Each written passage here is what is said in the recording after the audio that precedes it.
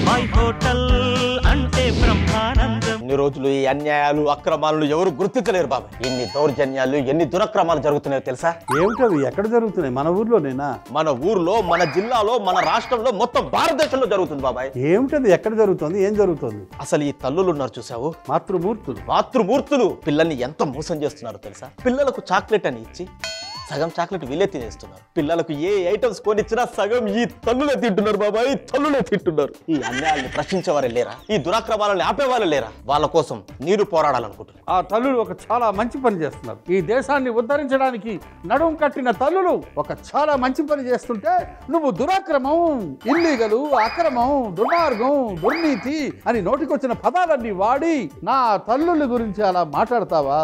తప్పు కదా, తప్పు. ఏది బాబాయ్ మంచి పని? పిల్లలకు చాక్లెట్ ఇచ్చి సగం తినడం మంచి పనా? బిస్కెట్లు ఇచ్చి సగం తినడం మంచి పనా? నీకు ఎప్పుడైనా సరే వెంటనే నేను సమాధానం చెప్పానా? వంట తర్వాతే చెప్పాను కదా. ఇప్పుడు వెలిగించు మంట, చేసుకుంటానంట ఒక వంట. బాబాయ్ హోటల్ మరి ఇప్పుడు చేసుకోబోయే వంటకం చల్ల మిరపకాయ తొక్కు. సంబంధం తల్లులే కాదు బాబాయ్, నువ్వు కూడా నాకు అన్యాయం చేస్తావు. చేసిన వంటలో నాకు ఇంత పెట్టి ఇంత నువ్వే తింటావు, అది తప్పే. వేపుడు ముక్కుడు ఎక్కించి పొయ్యి మీద పోయి వెలిగి. కనీసం నేను చెప్పింది విన్నట్టు కూడా యాక్టింగ్ చేయడు బాబాయ్. నూనె వేయి. వేస్తాలే, రియాక్షన్ ఇస్తా కదా, నాకు అర్థమవుతుంది. ఎప్పుడో చెవికి వేసుకున్నాను కానీ 5 గరిటెలు వేస్తాను. ఎంత దూరదృష్టితో ఎంత ప్లానింగ్తో ఉన్నారో నీకు అర్థం కావట్లేదు. సృష్టికి ప్రతి సృష్టి చేసే తల్లి ఎంత కష్టపడుతుందో నీకు తెలియదు.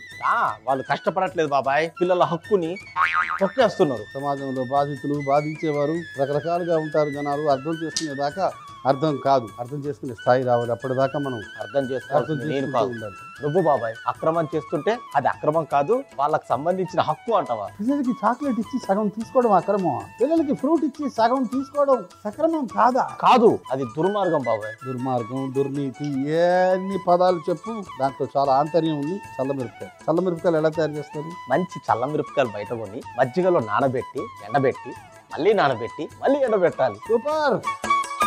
చల్లమిరపకాయలు మజ్జిగలో నానబెడితే చాలు, మామూలు మిరపకాయలు. ఇన్ని మళ్ళీ లేవు. అవునా?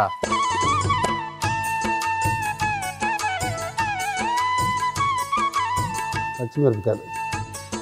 చల్ల మిరపకాయలు మొత్తం వేగాక వేయాలా, వేగక ముందేనా? వేగుతున్నాయిగా, మాడిపోతాయి లేకపోతే. ధనియాలు,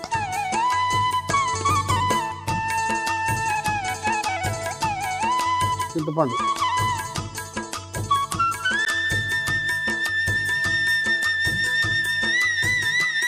జీలకర్ర,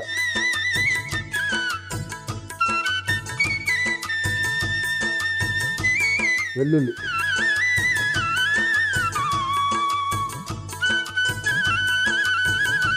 పసుపు,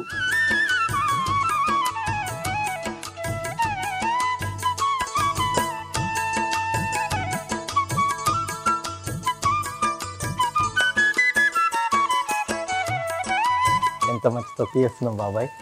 ఈ తొక్కిని మన కాలనీలో వాళ్ళకి ఇస్తే పిల్లలకు పెట్టకుండా తల్లులే భలే తింటారు కదా. అంతే చేస్తారు వాళ్ళు చేసేదే అది. చెప్తా నీకు ఆంతర్యం చెప్తా, వెంటనే అర్థం కాదు నీకు.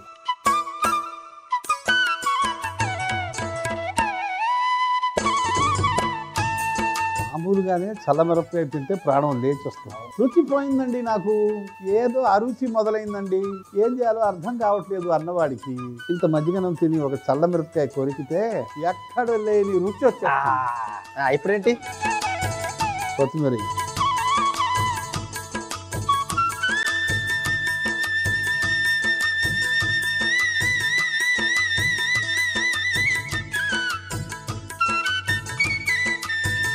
ఒక చల్లమిరపకాయ ఒక కొత్తిమీర కలిసి ఒక ప్రత్యేకమైన ఫ్లేవర్.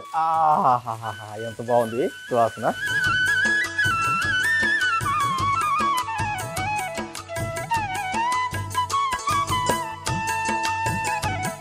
చల్లమిరపకాయతో తొక్కు చేయొచ్చు అనే ఐడియా ఎవరి దగ్గర? ఒకటి ఇదే కాదు బాబాయ్, నువ్వు చేసే ప్రతి వంట ఎక్కడ వినలేదు. అంతే, కొత్తగా వింతగా వినూత్నమైనది.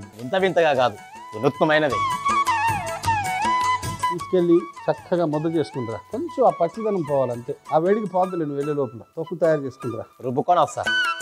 మరీ పిండే వద్దండి. వేడి వేడి అన్నంలో తొక్కు ముద్ద కలుపుకొని తింటే వేడి వేడి అన్నంలో ఇంత పేరు నెయ్యి చుక్క వేసుకుని ఈ ముద్ద కలుపుకుని బాగా కలిపి ఇలాగా ఉండలాగా చేసి నోట్లో పెట్టుకుంటే మరి తొడిమెలు తీయాలా? అసలు రుచే తొడిమల్లో ఉంటుంది. ఓహో మరి అయితే ఓకే. అర్థం చేసుకోరు బాబాయ్. రుబ్బుతున్నప్పుడు వస్తుంది వాసన, మంచి వాసన. ఉల్లిపాయలు అందుకో, పచ్చి ఉల్లిపాయలు అది అందులో వేసేద్దామా? అవసరం లేదు, ఇది ఇలా వేస్తే చాలు. పక్కన పెట్టు. ఇంతేనా? చల్ల మిరపకాయల తొక్కు రెడీ. ఒక పూట ఊరాలి. చల్ల మిరపకాయలు, వెల్లుల్లి, ఉల్లి అన్నీ కలుస్తాయి. అప్పుడు బాగా కలుపుకుని తిన్నామనుకో, దాని కాంబినేషన్ ఏంటి తెలుసా? మసాలా జొన్న రొట్టె. బాబాయ్ హోటల్ మనం ఇప్పుడు చేసుకోబోయే తదుపరి వంటకం మసాలా జొన్న రొట్టె. ఎంత మంచి వంటలు ఇవ్వాలా? బ్రహ్మాండమైన. అసలు జొన్న రొట్టె అనేది ఉంది చూడు, డైజెషన్ చాలా స్మూత్ గా మెల్లగా జరుగుతుంది. పొయ్యి వెలిగించే అటు చిన్నగా పెట్టాలా? ఆ వేపుడు మూకుడు ఇటు పెట్టు. జగ్గులో కొన్ని నీళ్ళు వేయి. అందులో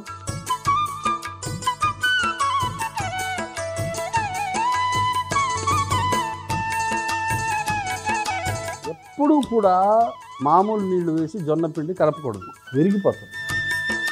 ఎప్పుడు వేడి నీళ్ళతోనే కలపాలి. ఉల్లిపాయలు, పచ్చిమిర్చి, ఈ మసాలా జొన్న రొట్టెకి ఈ రెండు కలిపి నూరి ఆ పిండిలో కలిపామనుకో, అద్భుతం. వెళ్ళి చక్కగా నూరుకుని తీసుకునిరా. పచ్చి ఉల్లిపాయలు, పచ్చి మిర్చి దంచుకోవాలి. అసలు డైరెక్ట్గా తినొచ్చు, అంత టేస్ట్ ఉంటుంది. బాబాయ్ ఇటేరా అటేనా? ఇదిగో నువ్వు చెప్పినట్టు నేను రుబ్బుకొని వచ్చిన. కలుపు. జొన్న పిండిలో ఎంచక్కా నువ్వు ఇప్పుడు రుబ్బుకొచ్చిన పచ్చిమిర్చి, ఉల్లిపాయల ముద్ద కలుపు. ఇలా చేయాలా? కొంచెం ఉప్పు అందుకో. దుప్ప సన్నుప్ప? సన్నుప్పే సరిపోద్ది. వేసి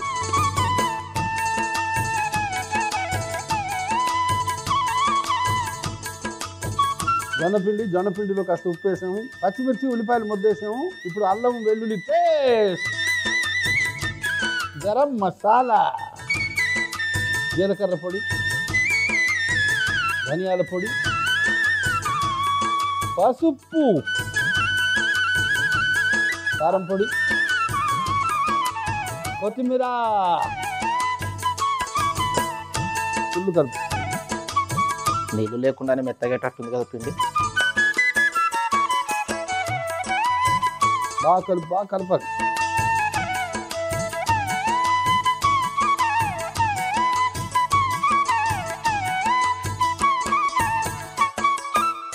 చాలా కలుపు, అవసరమైతే వేద్దాం. అలాగే.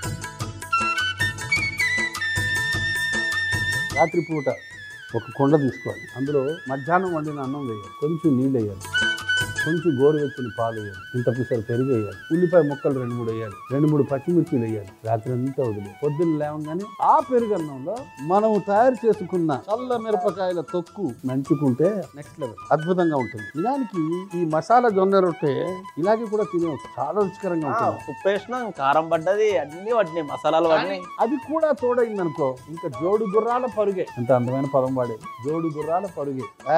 ఇది అటు పెట్టే. నీ గొప్పతనం ఏంటంటే బాబాయ్, ఏదైనా చేస్తే నిన్ను నువ్వే పొగుడుకుంటావు. అదే నీలో గొప్పతనం. నాలో ఉన్న సరస్వతి అలా పలికిస్తూ ఉంటుంది. అరే ఇంకొకరు పొగడారా, ఇంకొకరు గుర్తించారా? వేరే వాళ్ళకి అవకాశం మేమే తీసుకుంటాం. వేరే వాళ్ళకి ఇవ్వాల్సిన అవసరం ఏముంది? అవసరం లేదు. ఉండలు 4 ఉండలు చేయి చాలు. ఇంత పెద్ద ముద్ద 4 ముద్దలు చేయాలి, సరిపోద్ది.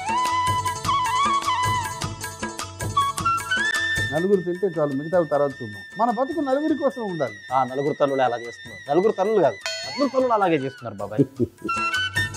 ఒక నవ సమాజం కోసం నవమాసాలు మోసిన తల్లులు నవోన్మేషమైన నిర్ణయం తీసుకుని అంత మంచి పని చేస్తుంటే నగుబాటు చేస్తున్నావు నువ్వు. నవ్వుల పాలు చేస్తున్నారు వాళ్ళు, అది అర్థం కావట్లేదు. అర్థమవుతుంది. వంట అయిన తర్వాత నీకు చెప్తాను. ఆ ఆంతర్యం తెలుసుకున్న తర్వాత బాబాయ్ ఇంత ఆంతర్యం ఉందా, ఇంత గొప్ప విషయం ఉందా అని నీకు నువ్వే ఆశ్చర్యపోతావు.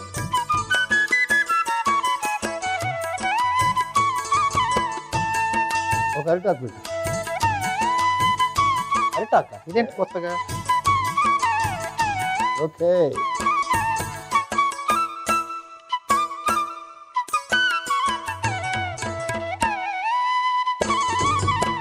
ఇప్పుడు చూడు బాబాయ్, వేసాడు.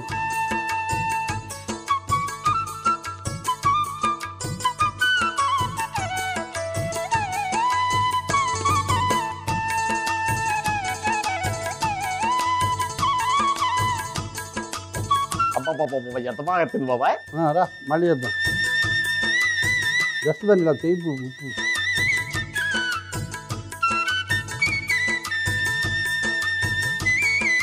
అటే దాని సంగతి చూడు, ఆ రొట్టె సంగతి చూడు. ఉండో, ఇది ఎలాగో అయ్యింది, దీన్ని తీసుకొని పోతా.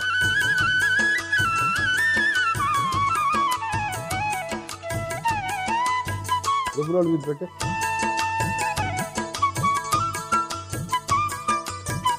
వేసుకోవచ్చు, పక్కన జరుపు. దీని పక్క జరపాలా? వెయ్యి మరొకటి. ఆహా, మరో వేరుతాడు.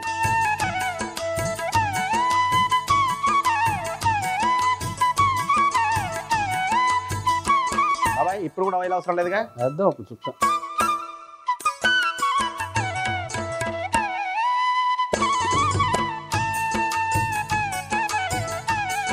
మిగతా కూడా అలాగే చేసేస్తున్నా చూడు.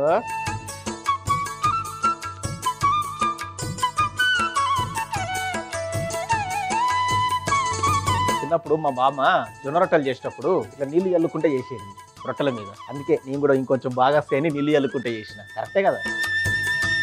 తిప్పాలా? చేత్తో తిప్పురా. సరే తిప్పుతా.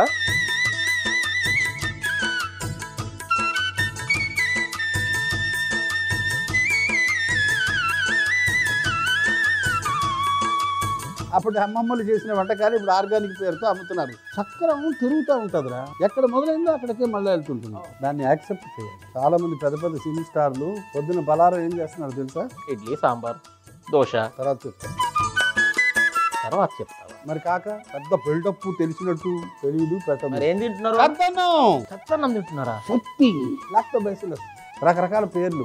ఏమీ లేదు, అమ్మమ్మలు రాత్రి మిగిలిన అన్నాన్ని కాస్త పెరిగేసి పొద్దున్న తింటారు, అంతే. ఇది అయినట్టేనా? అయిపోయింది. తీసుకో. విస్తరాకు పరిచిన చెక్క పళ్ళెంలో వేసుకో. ఒకదాని మీద ఒకటి పెట్టాయి వరుసగా.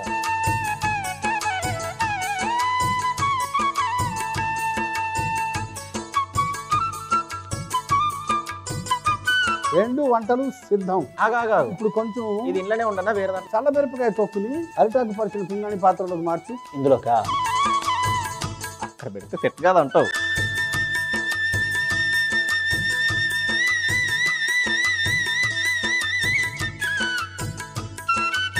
కింద పైన ఉల్లిపాయ. రెండు వంటలు సిద్ధం. చల్ల మిరపకాయ తొక్కు ఎలా తయారు చేసావు? చల్ల మిరపకాయ తొక్కు ఎలా తయారు చేశానంటే, ముందుగా వేపుడు మూకుడులో నూనె వేసి వేడెక్కిన తర్వాత అందులో చల్ల మిరపకాయలు వేసి వేయించి అందులోని పచ్చిమిరపకాయలు, ధనియాలు, చింతపండు, జీలకర్ర, వెల్లుల్లి, పసుపు, కొత్తిమీర వేసి వేయించి రోల్లో వేసుకొని ముద్ద చేసుకొని పైనుండి ఉల్లిపాయలు చల్లుకుంటే చల్ల మిరపకాయల తొక్కు రెడీ. మసాలా జొన్న రొట్టె ఎలా తయారు చేసావు? మసాలా జొన్న రొట్టెలు ఎలా తయారు చేస్తానంటే, ముందుగా పచ్చిమిర్చి, ఉల్లిపాయల్ని రోట్లో వేసుకొని ముద్ద చేసుకొని పక్కన పెట్టుకోవాలి. తర్వాత ఒక వేపుడు మూకుడులో కొన్ని నీళ్లు పోసి మరిగించుకోవాలి. ఇప్పుడు జొన్న పిండిలో మనం చేసుకున్న ఉల్లిపాయ ముద్ద, ఉప్పు, అల్లం వెల్లుల్లి పేస్ట్, గరం మసాలా, జీలకర్ర పొడి, ధనియాల పొడి, పసుపు, కారం, కొత్తిమీర వేసి బాగా కలిపి కొన్ని వేడి నీళ్లు చిలకరించుకొని మరొకసారి కలుపుకొని ఉండలుగా చేసి పూరి పీటలో పెట్టి ఒత్తుకొని వేడి పనం పైన రెండు వైపులా బాగా కలరొచ్చే వరకు కాల్చుకుంటే మసాలా జొన్న రొట్టెలు రెడీ. బాబాయ్ చల్ల మిరపకాయల తొక్కు, ఉల్లిపాయలు వేసి మరీ చేశాం. చాలు చాలు. మసాలా జొన్న రొట్టె ఒకటే ముందు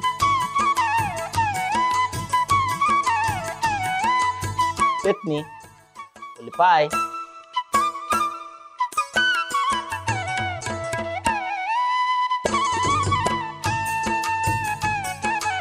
నిజానికి దీనికి ఏం అక్కర్లేదు, అంత మధురంగా ఉంది.